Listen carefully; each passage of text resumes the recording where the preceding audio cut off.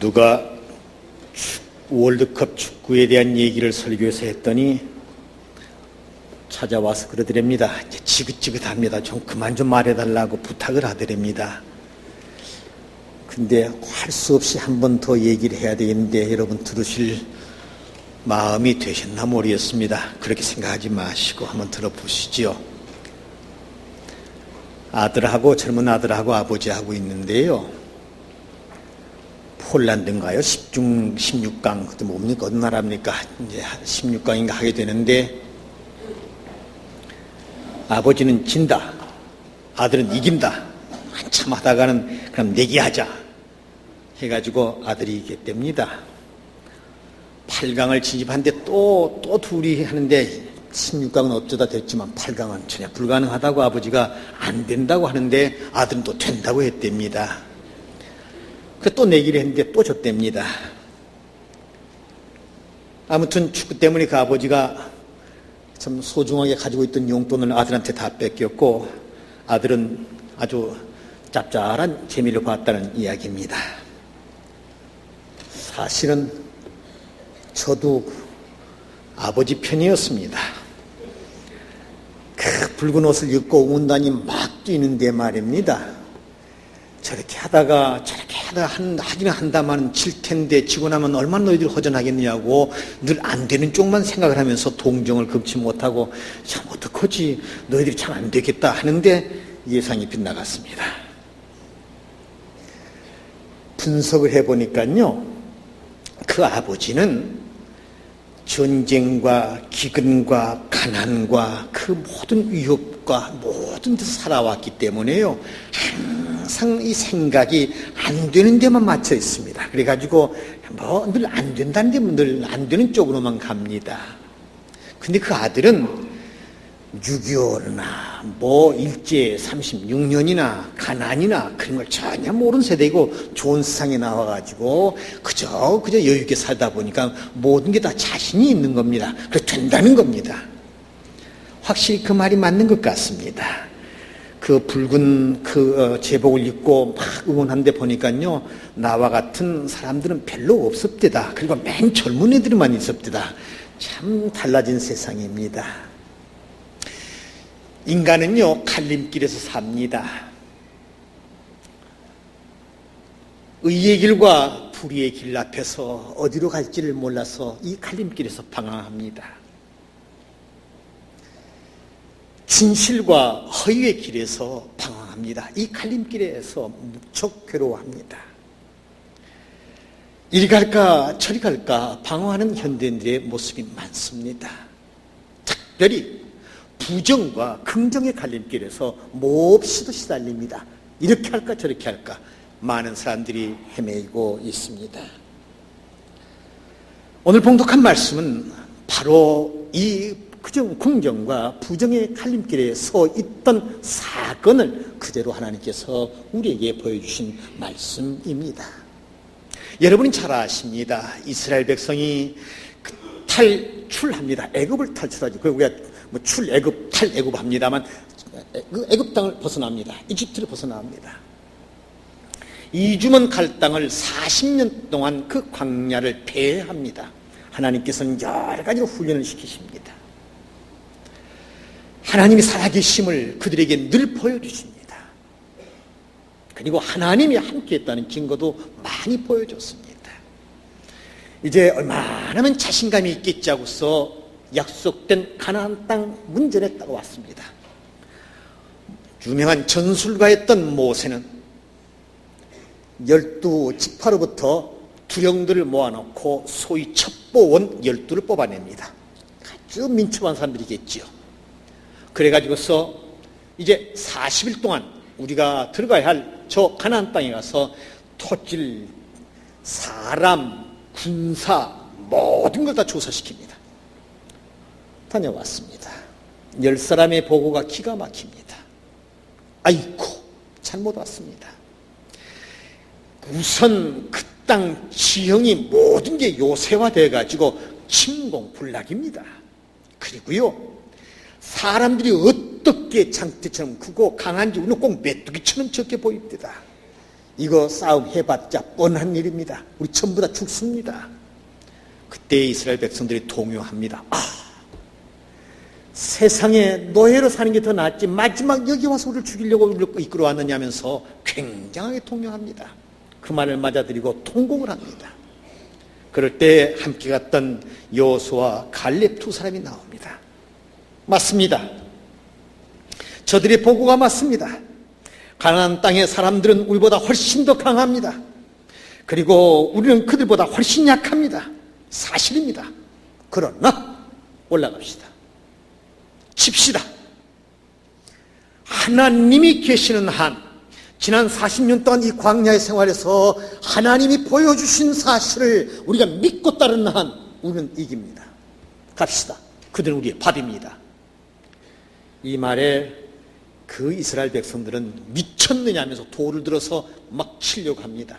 그럴 때 하나님께서 구름으로 싹 그들을 시야를 가로막고, 그리고 종국은 그들 다 진멸시키시고, 그리고 새 세대와 된다는 신념을 가지고 있는 신세대와, 그리고 구세대 가운데서는 여호수아와 갈렙 이 두 사람만이 입성을 해서 이겨나가는 모습을 오늘 하나님께서 이 말씀 속에서 우리에게 보여주셨습니다. 오늘 본문 가운데서 꼭 유의해야 됩니다. 21세기는 이미 시작이 되었습니다. 아무리 물질 문명이 발전을 하고 아무리 우리 앞에 화려한 카펫이 깔리냐 하더라도 우리의 길은 언제든지 부정과 긍정의 갈림길이 놓여 있습니다. 하나님은 오늘의 말씀을 통하여서 분명코 몇 가지의 중요한 메시지를 이 시간 우리에게 주십니다. 먼저 하나님은 언제나 믿음의 긍정적인 사고를 가진 사람들을 사랑하신다는 것을 보여주십니다. 자기의 상식과 자기의 판단으로 이어져 있는, 그리고 거기에서 판단되어지는 부정적인 사고를 따라가는 열 사람은 진멸시키고, 내 사고와 내 인간적인 지식과 경험에 의하면 도저히 불가능하지만 그러나 하나님이 계시니 이길 수 있습니다는 이 긍정적인 사고를 가진 그 두 사람은 지극히 사랑하셨음을 오늘 이 본문 가운데서 우리에게 보여주십니다. 그리고 특별히 긍정적인 언어를 하나님은 사랑하십니다. 긍정적인 사고와 긍정적인 언어를 갖고 사는 사람은 확실히 다름을 우리에게 보여주십니다. 한때 조사를 시켜보았습니다. 우리말에 긍정적인 말과 부정적인 말 어느 편이 더 많은가 했더니요, 참 우리말 참 고쳐야 되겠습니다. 해봐, 될 거야. 그것도 뭐가 있는가요? 된다는 말이 말이죠. 잘 될 거야. 하여간 된다는 말은 몇 마디 안 됩니다. 그리고요, 안 된다는 말이 굉장히 많습니다. 하지마, 뻔한 노릇이 안 될 거야. 해봤자 안 돼. 쓸데없는 짓이야. 이게 말입니다. 안 된다는 말이 5배가 많습니다. 이게 우리 언어입니다. 그 말은 이 언어를 생성해낸 우리 민족의 사고가 그렇게 긍정적인 사고가 아니고 부정적인 사고로 얽혀 있음을 입증해 주는 것을 바로 우리 언어에서 우리는 발견하게 됩니다. 무엇이 어렵고 싫고 짜증스러운 이 현실에서 나를 긍정의 세계로, 긍정의 사고로, 긍정의 언어로 우리를 탈바꿈시킬 수 있습니까? 남이 못하더라도 잘한다고, 나쁜 물건을 샀더라도 잘 샀어, 하얀 거짓말을 하는 사람들은 참 드뭅니다. 안 좋은 말을 했어도 소화해가지고 좋다고 말해주고, 이게 늘 이 하얀 거짓말입니다. 분명 그 나쁜데도 좋다는 건 거짓말입니다. 그러나 그건 하얀 거짓말입니다. 그 사람 안 좋은데도 좋다고 말입니다. 나쁜 말도 좋은 말 했다고 하고요. 전부 다 좋게만 말하는 이런 그 하얀 거짓말 하는 사람 참 많습니다. 근데 우리는 새빨간 거짓말을 많이 하는 사람이 훨씬 더 많습니다. 좋은 말을 했는데도 나쁜 말로 늘 바꿔서 전하고 말입니다. 좋은 일을 했는데도 나쁜 일을 했다고 말하는 이 새빨간 거짓말이 문제입니다. 그 사고는 긍정적인 사고 속에 머물지 않았다는 이야기입니다. 그 언어가 그걸 증거하고 있습니다. 우리 학교는 그 참 해마다 가슴 아픈 일이 참 많습니다. 6대1 정도 되네요. 한 250명 뽑는데 400명이 오고 뭐 이렇게 많이 옵니다. 좋은 학교들을 다 졸업하고 왔는데요. 다 받지를 못합니다. 지난번에 면접을 하는데요. 그 면접비가 무슨 구자가 써있어요. 이렇게 보니까요. 이게 새로운 사람이 아닙니다. 물어봤습니다. 몇 번째 지금 이 입시에 도전합니까? 이제 대학을 졸업하고 군인에 갔다 와서 9년 동안 제가 도전했습니다. 그래서 한 번도 합격 못했습니까? 못했습니다. 그리고 얼굴을 자세히 보니까 아까운 젊은이 많이 늙었대요. 참 많이 늙었습니다. 대학 졸업하고 군인에 가서 몇 년 있었나 모르겠습니다. 군인 갔다 오고 그동안 한 10년에 가까운 세월 동안 아무것도 않고 그저 열심히 입시만 준비해가지고 오다가 이제 9번째 시험을 쳤다는 얘기입니다. 물어봤습니다. 보시오. 이번 떨어지면 어떻게 하겠소? 다른 교단도 많은 좋은 신학교인데 가시지요. 했더니요. 안 갑니다. 어떻게 하시겠단 말입니까? 9번째 떨어지면 10번째 도전하겠습니다. 하나님이 나를 다른 교단으로 보내라, 가거라. 그렇게 말씀하시지 않다고 저는 믿습니다. 저는 주기를 더해라. 내 실력이 부족하다. 이렇게 말씀한다고 생각합니다. 그래서 제 준비만 되면 필요 않고 이 학교에 입학합니다. 눈시울이 뜨거워졌습니다. 여러분의 목사님 아들 우리 서군 같은 경우는 머리가 좋아서 그냥 우리 학교에 썩 들어왔습니다만 그런 사람들 보면 저는 기분이 좀 나쁩니다. 누구는 9번, 10번 쳐서 들어오고 누구는 한두 번 쳐서 들어오고 좀 문제입니다. 그것도요.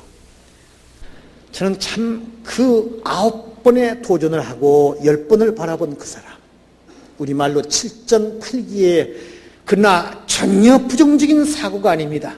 꼭 합격된다는 겁니다. 참 제가 감동을 받았습니다. 그리고 합격자 발표를 맨 먼저 사정에 하기 전에 어디쯤 갔는가 하고 찾아보니까 합격이 됐습니다. 참 감사했습니다. 실패한 사람이 실패에 초점을 맞추고 안 되는데 초점을 맞추면 영원히 일어설 수 없습니다.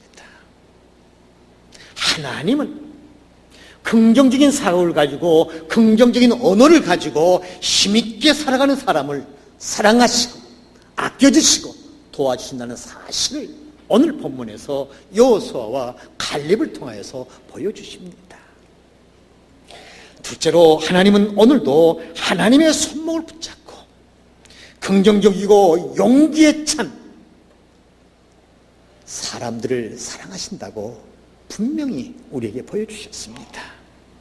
말씀 가운데 나타난 12 정탐들 가운데서 그 2가지의 사고가 이미 등장했습니다.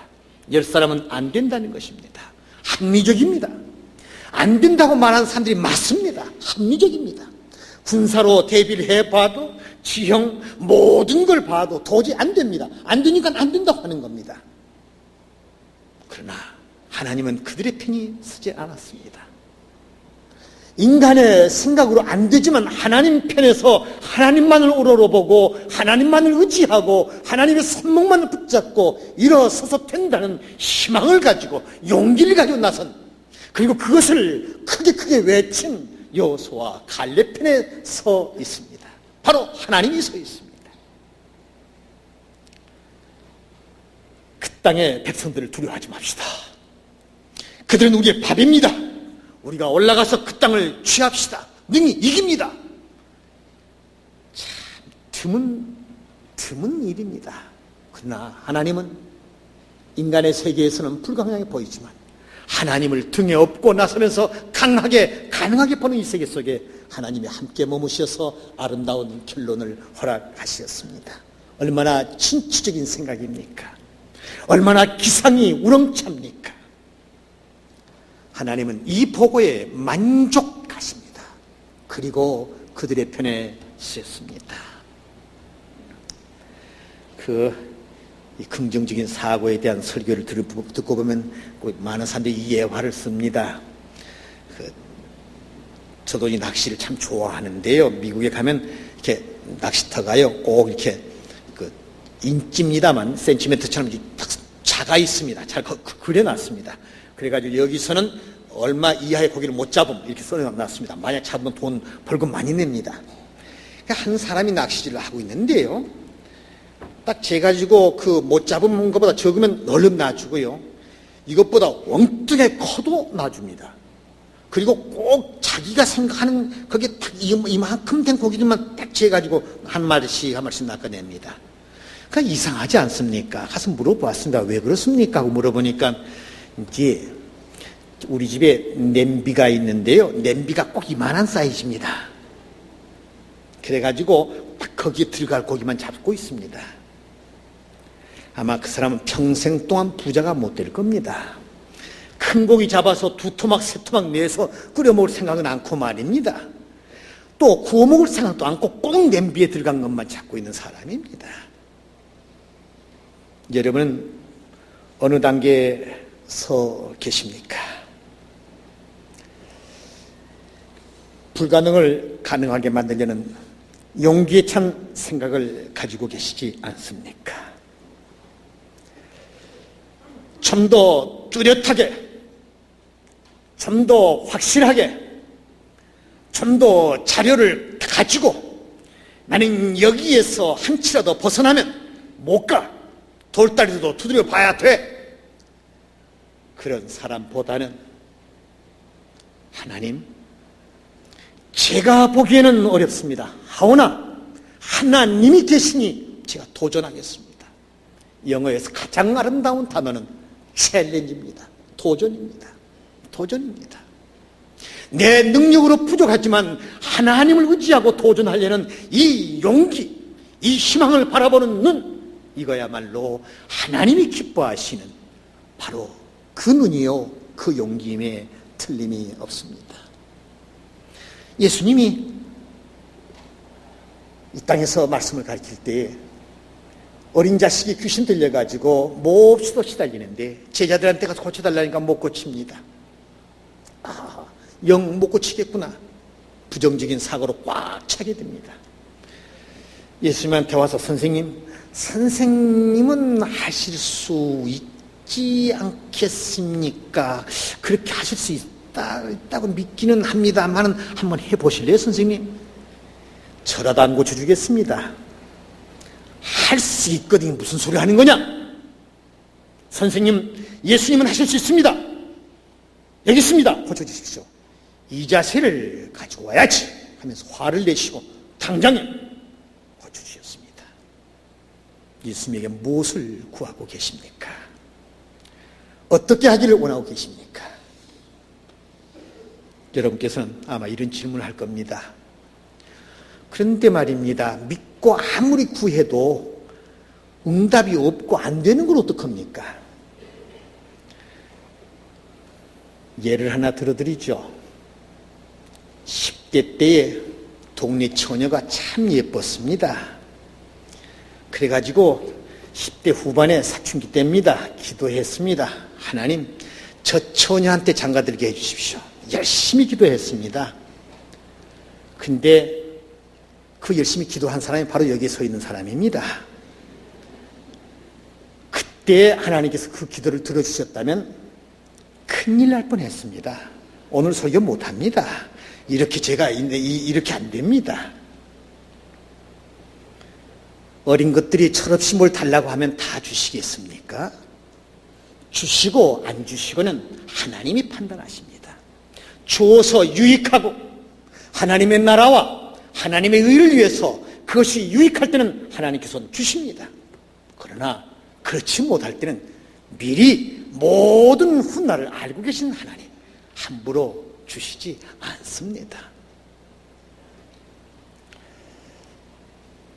그러나 우리가 기도할 때에, 우리가 믿을 때에, 우리가 희망을 가질 때에 그것이 나의 부귀영화 또는 소원 성취, 무슨 무병장수를 위한 것이 아니라 하나님의 나라와 하나님의 일을 위한 그것이라면 거기에는 틀림없이 하나님께서 용납해 주시고 응답해 주십니다.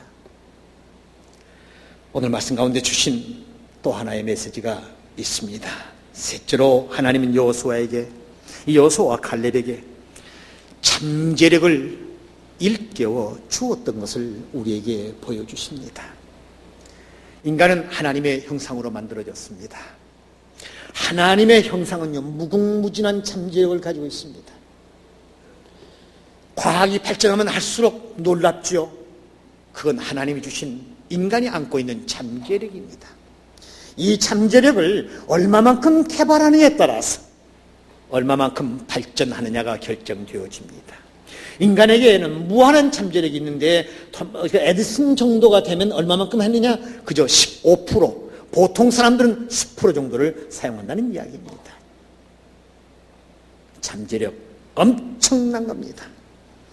여호수아와 갈렙은 하나님이 주신 그 잠재력을 총동원할 때 하나님께서 그걸 무기로 삼으시고, 그 잠재력을 개발하기 위해서 피와 땀을 흐를 때 하나님께서 도와주시고, 인간에 주었던 그들에게 주었던 특이한 잠재력을 개발해 나갈 것을 믿었습니다. 하나님이 그것을 이용할 걸 믿었습니다. 하나님이 무슨 폭풍을 쳐서 그 군사를 멸한 게 아니라 우리가 가지고 있는 잠재를 가지고 이기도록 할 것을 믿었습니다. 가나안 정복은 이스라엘 민족들이 갖추었던 잠재력을 일깨워서 승리하게 만들어 주었습니다. 힘차게 살아가는 사람들의 대부분은 하나님께서 부여받은 재능과 소질을 늘 가꾸고 개발하는 데서 발전해 왔습니다. 여러분께서 못하신다고 주저앉지 마십시오. 하나님은 우리의 하나님이십니다. 우리는 하나님의 형상을 닮아 이 땅에 왔습니다. 하나님의 형상을 받은 우리들에게는 무엇인가를 할 수 있는 잠재력이 아직도 우리 가운데 다뿌 있습니다. 그것을 왜 외면하시려고 합니까? 우리에게는 잠재력이 있습니다. 여호수아와 갈렙에게만 준 잠재력이 아닙니다. 하나님의 자녀된 우리 모두에게 그 잠재력을 주셨다는 말씀입니다. 하늘에서 먹이가 떨어져서 입을 벌리고 있으면 입에 들어와 그것만을 먹고 사는 태만한 인간으로 우리를 만들지 아니했습니다. 내 땀을 흐르고 나의 모든 노력을 키울 때에 그 잠재력은 꽃을 피웁니다. 입생을 둔 가정들이 있습니까? 자녀들에게 그 잠재력을 일깨워 주십시오. 한 번 시험 치고 탈락해서 영태학을 포기했다. 그것은 잠재력을 스스로 포기한 일입니다. 10번이고 20번이고 도전할 수 있는 그 능력, 그리고 그 잠재력을 개발하는 사람에게 기회는 주어진다는 뜻입니다. 능력 주시는 하나님 안에서 기회의 불가능을 가능으로 바꿔놓겠다는 말 기억해야 됩니다. 걷는 자만이 계속해서 걸을 수 있습니다. 다리가 아프다고 멈춰버리면 더 이상 나가지 못합니다. 호흡을 계속하는 자만이 호흡을 계속하게 됩니다. 멈추는 자는 그대로 종말을 고합니다. 어떠한 어려운 여건이 우리 앞에 오냐 하더라도 그것을 강하고 담대하게 나설 수 있는 잠재력의 개발, 그것은 곧 하나님이 주신 우리의 선물입니다.